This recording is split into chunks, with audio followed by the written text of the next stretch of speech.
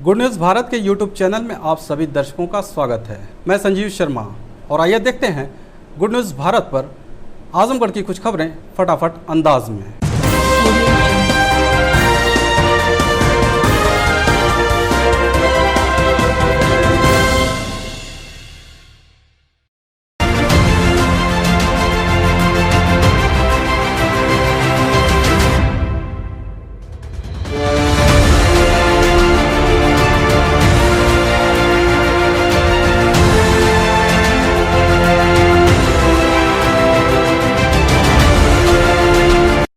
आजमगढ़ जिले के कप्तानगंज थाना क्षेत्र में नाबालिग के साथ दुष्कर्म करने वाले अभियुक्त को पुलिस ने 24 घंटे के अंदर किया गिरफ्तार। बता दें कि कप्तानगंज थाना क्षेत्र के रहने वाले एक युवक ने थाने में रिपोर्ट दर्ज कराई थी कि 27 नवंबर को शौच करने के लिए निकली उसकी नाबालिग बहन के साथ गांव के रहने वाले एक युवक ने उसका मुंह दबाकर दुष्कर्म की घटना को अंजाम दिया और जाते जाते जान माल की धमकी देते हुए फरार हो गया। पुलिस ने नाबालिग का मेडिकल कराने के साथ ही दुष्कर्म के मामले में पॉक्सो एक्ट के तहत केस दर्ज कर आरोपी की तलाश में जुट गई। इसी बीच मुखबिर की सूचना पर पुलिस ने आरोपी युवक को क्षेत्र के लहर पार मोड़ से उस वक्त गिरफ्तार कर लिया जब वह कहीं भागने की फिराक में था। कल दिनांक 27/11 को थाना कप्तानगंज क्षेत्र के ग्राम लहर पार में एक 17 वर्षीय बालिका के साथ दुष्कर्म की बात प्रकाश में आई थी। इस पर नियमानुसार अभियोग पर सुसंगत धाराओं में तत्काल पंजीकृत करते हुए पीड़िता का मेडिकल कराया गया तथा अभियुक्त की गिरफ्तारी की गई है।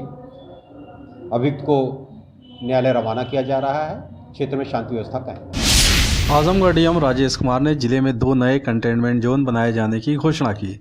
जिलाधिकारी ने बताया कि कंटेनमेंट जोन के निर्धारण के संबंध में दी गई व्यवस्था के अनुसार जनपद के राजस्व ग्राम सिघौना तहसील लालगंज, राजस्व ग्राम भीरा तहसील मार्टिनगंज का संपूर्ण क्षेत्र कंटेनमेंट जोन होगा। इन क्षेत्रों में कंटेनमेंट जोन प्रोटोकॉल का 100% अनुपालन सुनिश्चित किया जाएगा, जिसमें कॉन्ट्रैक्ट ट्रेसिंग चिकित्सा अधिकारी द्वारा किए गए रिस्क निर्धारण के आधार पर व्यक्तियों को होम या इंस्टीट्यूशनल क्वारंटाइन किया जाना है। कार्तिक पूर्णिमा के पहले आजमगढ़ जिले के चंद्रमा ऋषि के आश्रम पर प्रयास सामाजिक संगठन ने लगाया महिला कपड़ा चेंजिंग मोबाइल रूम। बता दें कि आजमगढ़ जिले के पौराणिक स्थलों पर स्नान करने के बाद महिलाओं को कपड़ा बदलने में काफ़ी परेशानियों का सामना करना पड़ता था। इसको ध्यान में रखते हुए आजमगढ़ जिले की अग्रणी सामाजिक संगठन प्रयास ने अपने स्लोगन जो वंचित है हम उनके लिए चिंतित है के आधार पर महिलाओं की पीड़ा को समझा और कार्तिक पूर्णिमा पर होने वाले स्नान के पहले ही जिले के चंद्रमा ऋषि के तपोस्थली पर नदी के किनारे महिला कपड़ा चेंजिंग मोबाइल रूम की स्थापना की। इस दौरान आश्रम के महंत ने पूरे विधि विधान के साथ पूजन अर्चन कर इसे महिलाओं के लिए समर्पित किया। प्रयास के इस कार्य की महिलाओं ने जमकर सराहना की। प्रयास सामाजिक संगठन के द्वारा ही जो चंद्रमा ऋषि पर चेंजिंग रूम औरतों के लिए बना है बहुत सराहनीय है और हम लोग हर एक जो ऋषि का तीर्थस्थल है वहाँ पे हम लोग चेंजिंग रूम ऐसे ही लगाएंगे कि औरतों को बच्चियों को कपड़ा चेंज करने में परेशानी न हो। ये प्रयास का जो बहुत सराहनीय काम है, हम बहुत बहुत बधाई दे रहे हैं। आजमगढ़ जिले के कलेक्ट्रेट कचहरी स्थित लोक जनशक्ति पार्टी कार्यालय पर 20वां स्थापना दिवस पर कार्यकर्ताओं ने स्वर्गीय रामविलास पासवान के पद चिन्हों पर चलने का लिया संकल्प। इससे पूर्व पार्टी के पदाधिकारियों ने एक दूसरे का मुंह मीठा कराकर बधाई दी। कार्यक्रम के मुख्य अतिथि के रूप में शिरकत करने पहुंचे पार्टी के प्रदेश अध्यक्ष शिव मोहन शिल्पकार ने कहा कि पार्टी की स्थापना पार्टी के संस्थापक संरक्षक भारत सरकार के पूर्व केंद्रीय मंत्री स्वर्गीय रामविलास पासवान ने किया था। उन्होंने पार्टी के माध्यम से समाज में फैली बुराइयों एवं कुरीतियों को समाप्त करने के लिए गठन किया। समाज में समता मूलक की स्थापना, वंचित वर्गों के हितों के लिए लोजपा तत्पर है।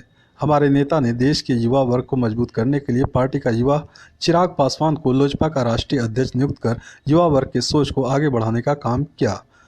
चिराग पासवान के द्वारा पार्टी को मजबूत करने का कार्य किया जा रहा है। हम लोगों को पार्टी के नीतियों को और नेता के निर्देशों को गांव के बूथ स्तर पर मजबूत करना होगा।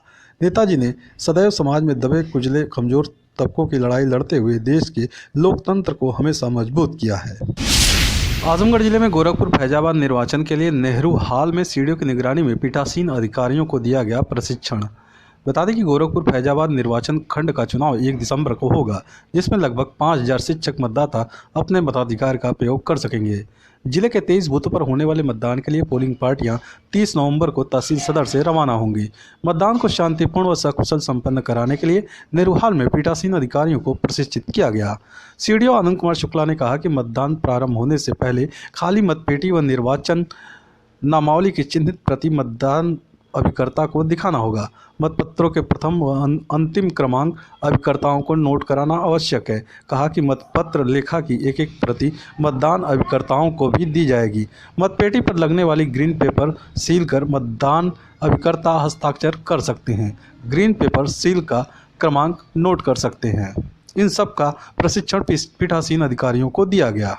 हमारे यहाँ शिक्षक विधान परिषद का क्षेत्र निर्वाचन होना है गोरखपुर फैजाबाद का, तो उसके संबंध में आज हमारी जो पोलिंग पर्सनल हैं, जो सेक्टर मजिस्ट्रेट हैं, जोनल मजिस्ट्रेट हैं, माइक्रो ऑब्जर्वर हैं, उन सब की ये सेकेंड ट्रेनिंग आज यहाँ पर आयोजित की गई है, जिसमें कि जो भी उनको जो भी चीज़ें वहाँ करनी हैं मतदान प्रक्रिया में, उसके बारे में भली बात उनको अवगत कराया गया है। और उनको हम लोग प्रैक्टिकल ट्रेनिंग भी कराने जा रहे हैं कि मतपेटियों को कैसे खोला जाए, कैसे बंद किया जाए। इन समस्त व्यवस्थाओं को उनको जानकारी दी गई है। शासन के निर्देश के बाद आजमगढ़ आबकारी विभाग ने अवैध शराब की बिक्री पर रोक लगाने की बनाई रणनीति, मातहतों को दिए कड़े आवश्यक दिशा निर्देश। बता दें कि बीते दिनों लखनऊ व प्रयागराज में जहरीली शराब पीने से कई लोगों को अपनी जान गंवानी पड़ी थी। इसी के मद्देनजर प्रदेश की राजधानी में आबकारी मंत्री ने पूरे प्रदेश के आबकारी अधिकारियों की बैठक कर अवैध शराब की बिक्री पर रोक लगाने व कारोबारियों पर कार्रवाई का आदेश दिया था।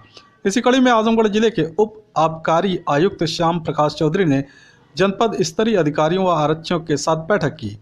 बैठक में उप आबकारी आयुक्त ने सभी मातहतों को निर्देश दिया कि जनपद में किसी भी प्रकार की अवैध शराब की बिक्री की सूचना मिलती है तो क्षेत्र के इंस्पेक्टर को सूचित करें, ताकि समय रहते छापेमारी की कार्रवाई कर कारोबारी को गिरफ्तार किया जा सके। इसी के साथ ही उप आबकारी आयुक्त ने बताया कि किसी भी कीमत पर जिले में अवैध शराब के कारोबार को फलने फूलने नहीं दिया जाएगा। सिर्फ सरकारी अनुज्ञापी वाले दुकानों पर ही शराब की बिक्री की जाएगी। यदि कोई अवैध शराब के कारोबार को करता हुआ पकड़ा गया तो उसके खिलाफ सुसंगत धाराओं में चालान किया जाएगा।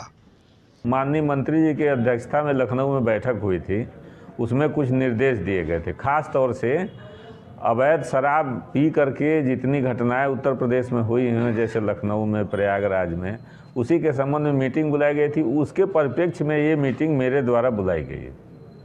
क्या दिशा निर्देश दिए गए? दिशा निर्देश ये दिए गए कि दुकान, अनुज्ञापित जो दुकानें हैं, उसके अलावा क्षेत्र में, पूरे जनपद में किसी भी जगह से, अवैध किसी भी जगह से किसी भी प्रकार की शराब न बिकने पाए। यहाँ तक कि दुकान की भी शराब अगर कोई लेके जा रहा है, बेच रहा है, वो भी न बिके। और अवैध मद्य निष्कर्षण जैसे कच्ची शराब है, वो भी न बिकने पाए।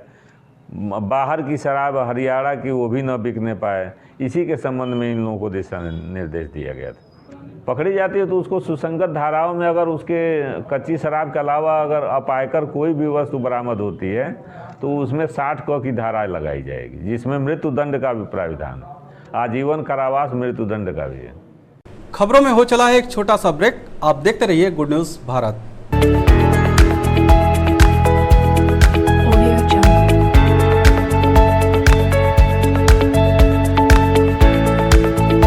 ब्रेक के बाद एक बार फिर से आपका स्वागत है और आइए देखते हैं आजमगढ़ की खबरें फटाफट अंदाज में। आजमगढ़ विकास भवन सभागार बैठक में मनरेगा कन्वर्जेंस से संबंधित विभागों की खराब प्रगति पर सीडीओ ने 15 अधिकारियों व कर्मचारियों को जारी किया कारण बताओ नोटिस। बता दें कि सीडीओ आनंद कुमार शुक्ला की अध्यक्षता में विकास भवन के सभागार में बैठक हुई।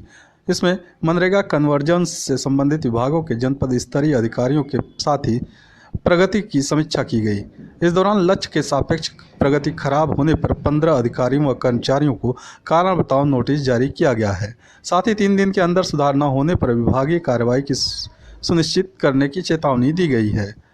जिन अधिकारियों के खिलाफ कार्रवाई हुई है उसमें लघु सिंचाई विभाग के सहायक अभियंता व अवर अभियंता, वन विभाग के जिम्मेदार कार्मिक, शारदा सहायक खंड 23, भूमि संरक्षण अधिकारी सिंचाई एवं जल संसाधन विभाग, भूमि संरक्षण अधिकारी ऊसर सुधार के उत्तरदायी कार्मिक, उद्यान विभाग के कार्मिक शामिल हैं।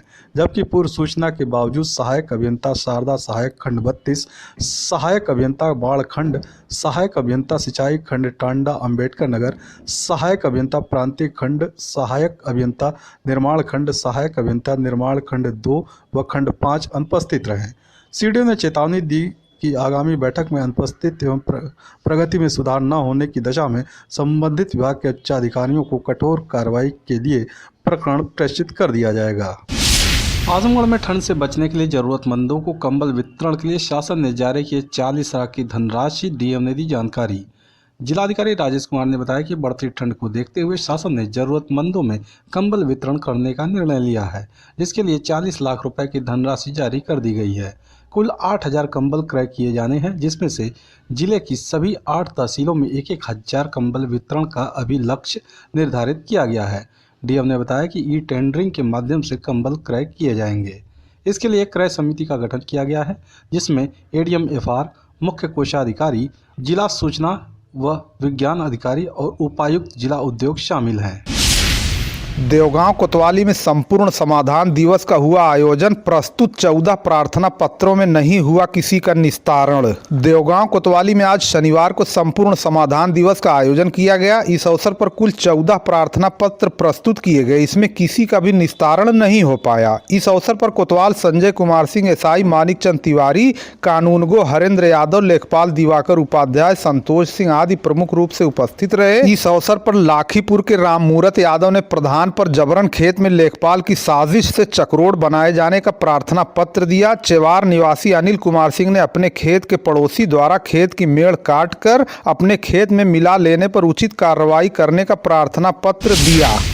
गड़ौली के गरीब की भूमि पर दबंगों द्वारा कब्जा की भाजपा जिला मंत्री के नेतृत्व में एसडीएम से प्रार्थना पत्र देकर की गई शिकायत। भाजपा लालगंज जिला मंत्री सुनील कुमार सिंह डब्बू के नेतृत्व में एक प्रतिनिधि मंडल ने एसडीएम लालगंज पंकज कुमार श्रीवास्तव को आज एक प्रार्थना पत्र देकर गरीब व्यक्ति के आवास आवंटन की भूमि पर दबंग द्वारा जबरिया कब्जा किए जाने की शिकायत की गई। शिकायती पत्र में कहा गया है कि सन 1982 में लालजी पुत्र रामलखन के नाम आवासीय पट्टा हुआ था। इसको गांव के कुछ लोग कब्जा कर रहे हैं, जिसको रोका जाना अति आवश्यक है। एसएचओ देवगांव कोतवाली तथा राजस्व निरीक्षक देवगांव को निर्देशित करने की उन्होंने एसडीएम लालगंज पंकज कुमार श्रीवास्तव से मांग की कि मौके पर जाकर गरीब की जमीन को कब्जा करने से रोका जाए। इस अवसर पर रामचंद्र, सुनील कुमार सिंह उर्फ डब्बू, रजनीकांत त्रिपाठी, दिनेश सिंह, आदर्श राय, कृष्ण कुमार मोदनवाल, विशाल राय, आनंद राय, वीरेंद्र राय, संतोष तिवारी, रूपचंद चौहान, तेज बहादुर यादव,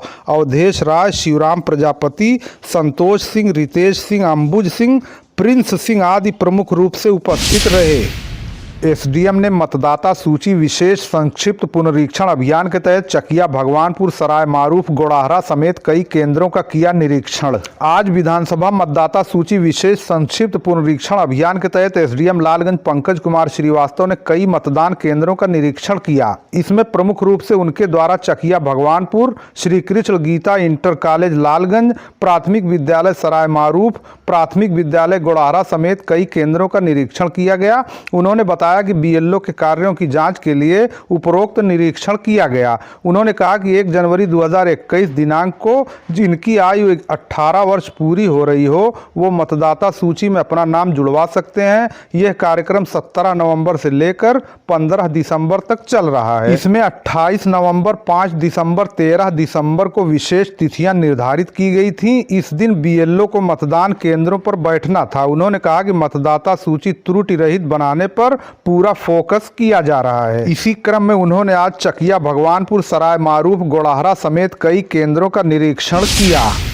देवगांव के जामिया फैज़याम स्कूल प्रांगण में मुकम्मल हिफ्ज़ कुरान पर एक मजलिस का हुआ आयोजन। आज शनिवार को देवगांव के जामिया फैज़याम स्कूल प्रांगण में मुकम्मल हिफ्ज़ कुरान पर एक मजलिस का आयोजन किया गया। इस अवसर पर कटौली निवासी अमीर मुआविया पुत्र मोहम्मद आजम, लालगंज निवासी अबू वकास पुत्र मौलाना अबू साद, बैरीडी निवासी समीउल्लाह पुत्र शाह आलम और बनारपुर निवासी मोहम्मद आसिम पुत्र रईस अहमद के हिफ्ज़ मुकम्मल करने पर या हाफिज़ बन जाने पर आयोजन आयोजित बैठक की अध्यक्षता स्कूल प्रबंधक मौलाना हबीबुर रहमान कासमी ने की। उन्होंने कहा, हिफ्ज मुकम्मल कर लेने के बाद अगर कुरान को पढ़ना छोड़ दिया जाता है तो भटकाव आ जाता है, अतः इसके लिए कड़ी मेहनत करें। उन्होंने कहा कि अब अपने आम जीवन और रहन सहन के तौर तरीके पर पूरी तरह से बदलाव ले आएं, क्योंकि अब आप एक आम आदमी नहीं बल्कि कुरान के हाफिज हैं। उन्होंने कहा, कुरान को कंठस्थ याद करने या हाफिज बनने से पूरे परिवार की कद्र काफ़ी बढ़ जाती है, अतः स्वयं के आचरण और व्यवहार में ऐसा बदलाव ले आएं कि दुनिया आपकी सादगी और अच्छे आचरण की मिसाल दे। इस अवसर पर मौलाना राशिद कासमी, कारी जाकिर, मास्टर महफूज अहमद, मुफ्ती मोहम्मद खालिद, मौलाना सऊद कासमी, मौलाना अबुल जैश, मौलाना अरशद कासमी, मौलाना शुजाउर रहमान, मौलाना खुर्शीद, मौलाना अब्दुल्ला,